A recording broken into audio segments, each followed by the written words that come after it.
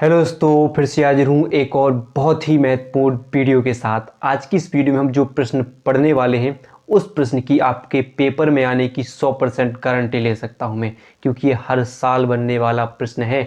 इससे दो प्रश्न बनते हैं। तो आइए जान लेते हैं किस प्रश्न की बात कर रहे हैं। हम बात कर रहे हैं हाइगेंस के द्वितीयक तरंगाओं के सिद्धांत के द्वारा परावर्तन की व्याख्या, और एक होती है अपवर्तन की व्याख्या। ये दोनों प्रश्न मोस्ट इम्पोर्टेंट हैं बोर्ड परीक्षा के लिए, यानी चाहे आप यूपी बोर्ड में हो या किसी बोर्ड में अगर पढ़ रहे हो, तो यूपी बोर्ड वालों के लिए तो बहुत ही इंपॉर्टेंट है, क्योंकि हर साल पेपर में बनने वाला प्रश्न है। तो इसकी गारंटी मैं 100% ले सकता हूँ। और आज इसको हम इतने आसान तरीके से समझने वाले हैं कि बस आपको ये रट जाएगा, दिमाग में फिट हो जाएगा, और जैसे ही पेपर में आप देखोगे फटाफट कर दोगे। तो बस वीडियो को अंत तक देखना होगा, क्योंकि आसान भाषा होगी, समझ में भी आएगी। तो वीडियो को अंत तक देखोगे, बस अंत तक देखना है, लाइक करना है, ज़्यादा से ज़्यादा हो सके शेयर करना है, नए हो तो सब्सक्राइब करना है, भाई को सपोर्ट तो करना है। तो आइए समझते हैं हाइगेंस के द्वितीयक तरंगाओं के सिद्धांत के द्वारा परावर्तन की व्याख्या। तो यहाँ पर कुछ उसकी भाषा डायग्राम बना, कुछ भाषा लिखी, बस भाषा से ही हमें समझना है, भाषा को ही देखना है, और आपको फिर बाद में नोट करना है। तो पहले बस समझना है, फिर नोट करना है इसके बाद। तो ये समझते हैं। तो यहाँ पर देखिए, मान लीजिए पहले हम समझते हैं क्या क्या संरचना है इसकी। तो मानते हैं जेड जेड एक पर जेड और एक जेड डैश एक परावर्तक पृष्ठ है। परावर्तक पृष्ठ जिसके एक पृष्ठ पर क्या है, पॉलिश हो, और दूसरे पृष्ठ से क्या हो, यानी समतल हो। जहाँ पर क्या होगा, कोई प्रकाश किरण को डालें तो वो क्या हो, परावर्तित हो, यानी एक माध्यम से चलकर जब प्रकाश दूसरे माध्यम में जाता है, दूसरे माध्यम के किसी पृष्ठ से टकराकर अपने माध्यम में लौट जाता है, यानी अपने जहाँ से आया वहीं पर लौट जाता है, उसे प्रकाश का परावर्तन कहते हैं। तो वो जहाँ से वो लौट रहा है टकरा कर, वो परावर्तक पृष्ठ है, क्योंकि वहाँ से प्रकाश आर पार निकल कर नहीं जा पा रहा है। तो क्या किया कि जेड जेड डैश एक परावर्तक पृष्ठ है जिस पर दो तरंगें हम यहाँ पर देख सकते हैं। एक तरंग मान लेते हैं, यहाँ पर कोई भी तरंग मान लेते हैं, एक तरंग को हम मान लेते हैं एम, और एक तरंग को मान लेते हैं हम एन। ये दो तरंगें आ रही हैं और इस पृष्ठ से टकरा रही हैं, और ये परावर्तित हो रही हैं। इसको समझ रहे हैं, लिखा है। तो आपतित किरण और इनके बीच, परावर्तित किरण के बीच आपतन कोण बनते हैं। यहाँ पर इस पर क्या बन रहा है, अपवर्तन कोण, अलग अलग मान लेते हैं हम। तो इसको हम समझते हैं, ठीक है। तो क्या मान लिया हमने, माना एक जेड जेड डैश एक परावर्तक पृष्ठ है, और इस पर जो दो तरंगें आ रही हैं जिस पर एक समतल तरंगार, देखिए माना एक जेड जेड डैश एक परावर्तक पृष्ठ है जिस पर समतल तरंगार्क ए बी, समतल तरंगार्क क्या है, ए बी, जो तरंगे आ रही हैं इन पर तरंगार्क एक बिंदु ए और बी, ये दोनों क्या हो गए, एक तिरछा आपतित होता है। कैसा आपतित हो रहा है, इस पर तिरछा आपतित हो रहा है। तो देखिए तिरछा आपतित होता है। माना समय t बराबर 0 पर, कितने समय पर, समय कितना हो, t बराबर 0 समय पर तरंगार्क पृष्ठ के बिंदु A पर स्पर्श करता है। जब समय बिल्कुल 0 हो तो ये तरंगार्क जब आएगा, ये तरंगार्क तिरछा आपतित होता है, बिंदु A पर क्या करता है, स्पर्श करता है। कितने समय पर, 0 समय पर, यानी कोई भी समय ना हो, बिल्कुल समय भी ना लगा हो, और ये पृष्ठ कहाँ पर स्पर्श कर दे, बिंदु A पर स्पर्श कर देता है। तो याद रहेगा कि माना एक जेड जेड डैश एक परावर्तक पृष्ठ है जिस पर एक समतल तरंगार्क एक तिरछा आपतित होता है, और माना कोई समय बराबर यानी 0 समय पर वो तरंगार्क क्या होगा, पृष्ठ के बिंदु ए पर स्पर्श कर लेगा। किस पर, पृष्ठ के ए पर स्पर्श कर ले रहा है, बिंदु ए पर स्पर्श करता है। फिर देखते हैं, तथा इस क्षण इसकी चाल क्या होती है, तरंगार्क की चाल क्या होती है, v है। जब वो स्पर्श कर रहा है तो उस तरंग की चाल क्या मान ली, v है। v चाल से वो उस पर स्पर्श करता है, ठीक है।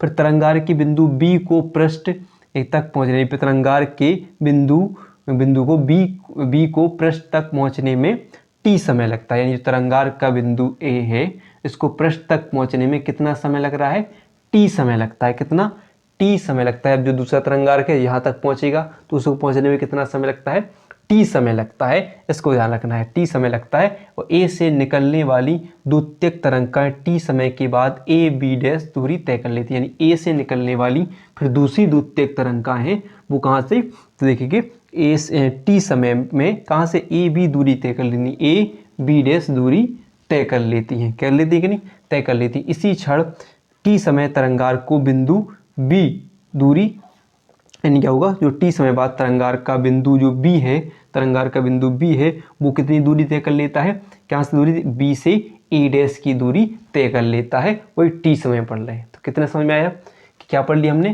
कि पहला क्या पढ़ा कि बिंदु एक, यानी कोई 0 समय में तो बिंदु ए, यानी जो तरंगार्क के बिंदु ए को स्पर्श कर लिया।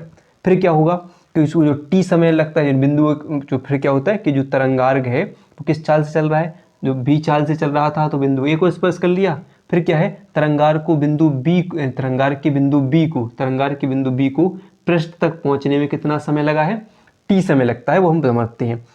फिर जो बिंदु ए से निकलने वाली जो द्वितीयक तरंगें कौन सी होगी, द्वितीयक तरंगें, टी समय लगता है, और बिंदु ए से निकलने वाली द्वितीयक तरंगें टी समय के बाद कितनी दूरी तय कर लेती हैं, ए से बी डैश, यानी ए बी डैश दूरी तय कर लेती हैं। कितनी समय बाद, टी समय बाद ये दूरी तय कर लेती है। यहाँ पर ए बी डैश दूरी उतने ही समय में फिर टी समय बाद दूरी जो बिंदु बी है वो कहाँ पर पहुँच जाता है, बिंदु बी ए डैश तक पहुँच जाता है। यानी आपने पढ़ा होगा कि दूरी बराबर क्या होता है, चाल गुणे समय। दूरी बराबर क्या होता है, चाल गुणे समय। तो चाल किससे चल रहे थे, v से, और समय क्या लग रहा था उसमें, t। तो यानी क्या चल रहे थे, bt दूरी तय कर रहे थे। यानी जो बिंदु a b डैश जितनी दूरी तय की, यानी बिंदु a ने द्वितीयक तरंगें जो निकली बिंदु a से a b डैश दूरी तय की, उतनी ही दूरी कितने बिंदु b ने b a डैश तक पहुंचने में की, यानी b a डैश कितनी चाल लगी उनको, vt समय लगा। यानी क्या लगा,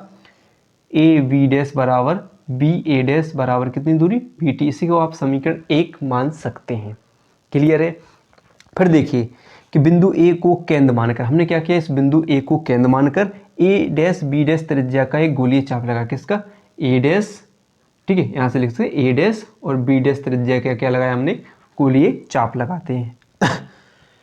तथा ए डैश से इस पर स्पर्श रेखाएं ए डैश बी डैश खींची जाती है। तो इस पर एक क्या हुआ, एक स्पर्श रेखा क्या डालते हैं हम, ए डैश बी डैश इस पर खींचते हैं, ए डैश से इस पर एक स्पर्श रेखा खींच देते हैं, ठीक है, खींची गई। हाइगेंस के अनुसार ए डैश बी डैश क्या होगा, परावर्तित तरंगार होगा। जो ए डैश हो बी डैश होगा क्या होगा, वो परावर्तित तरंगार हुआ, क्योंकि परावर्तित किरण पर खींचा गया तरंगार्घ है, ठीक है, तब होगा।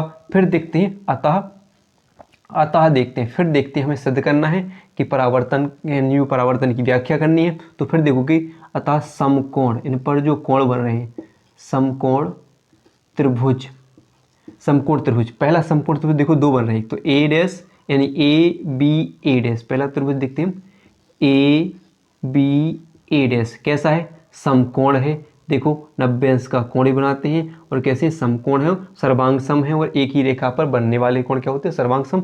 तो कोण बनेंगे A B A dash, A B A dash ले लेते हैं, ठीक है।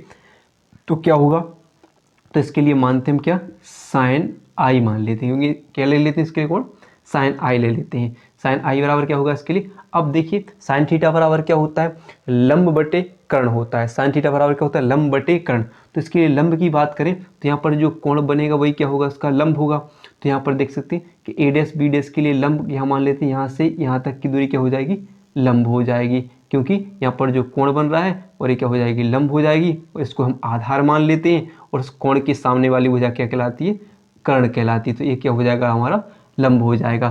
तो लंब क्या हमारा क्या है, यहाँ पर आप देख सकते हो कि बी, हाँ सॉरी, यहाँ पर लिखेंगे कि बी ए डैश बटे, अब क्या होगा, कर्ण, लंब बटे कर्ण, कर्ण क्या होता है आपका ए डैश है। तो इसको मान लेंगे हम समीकरण 1 मान लेते हैं। इसी प्रकार अब दूसरा त्रिभुज देखोगे अगला, कि यहाँ पर देखोगे आप क्या देखोगे, जैसे A B dash A dash, A B dash A dash, तो क्या होगा A B dash A dash से। तो इसके लिए भी हम मान लेते हैं कोण साइन आर मान लेते हैं, इस पर बनने वाला कोण क्या है, आर है, तो मान लेते हैं साइन आर मान लेते हैं। अब यहाँ पर देखिए इसके लिए भी क्या होगा, लंब बटे कर्ण होना चाहिए। तो यहाँ पर देखिए इसको देखिए, यहाँ से बन रहा है कोण, ठीक है, ये क्या है कोण, ए इसको मान लेते हैं हम क्या है, लंब है, और ये क्या हो जाए, उसके सामने वाली भुजा क्या कहलाई, कर्ण, इसको मान लेते हैं हम आधार। तो लंब क्या हो जाएगा इसके लिए, तो क्या हो जाएगा ए बी ए डैश बटे आधार क्या होगा, ए डैश हो जाएगा। इसे हम समीकरण 2 मान लेते हैं, ठीक है, समीकरण 2 मान लेते हैं। अब आप देखोगे कि अभी हम पढ़ चुके हैं समीकरण 1 में कि ए बी डैश बराबर क्या होता है, बी ए डैश, यानी ये दोनों एक दूसरे के बराबर होते हैं। तो क्या होगा, तो अगर हम लिखना चाहें तो किसी भी एक जगह पे हम लिख सकते हैं। तो ए बी डैश यानी इसकी जगह पर हम क्या लिख दें, हम क्या लिख दें कि साइन आई बराबर ऐसे लिखते हैं, ठीक है, साइन आई बराबर क्या हो जाएगा, इसकी जगह बी ए डैश की जगह क्या लिखें हम, ए बी डैश बटे ए डैश, और यहाँ पर क्या हो जाएगा साइन आर बराबर, साइन आर बराबर भी क्या हो जाएगा ए बी डैश बटे ए डैश हो जाएगा। अब दोनों बराबर हैं तो अगर हम चूँकि लिख दें तो जो बराबर होंगे तो ये जो दोनों क्या होंगे तो एक कोण भी बराबर होंगे, यानी अगर साइन आई बराबर क्या हो जाएगा फिर साइन आर बराबर आर हो जाएगा, क्योंकि जब ये दो बराबर हैं तो ये भी बराबर होंगे, आपस में होंगे नहीं, एक से हो गए तो ये भी बराबर होंगे।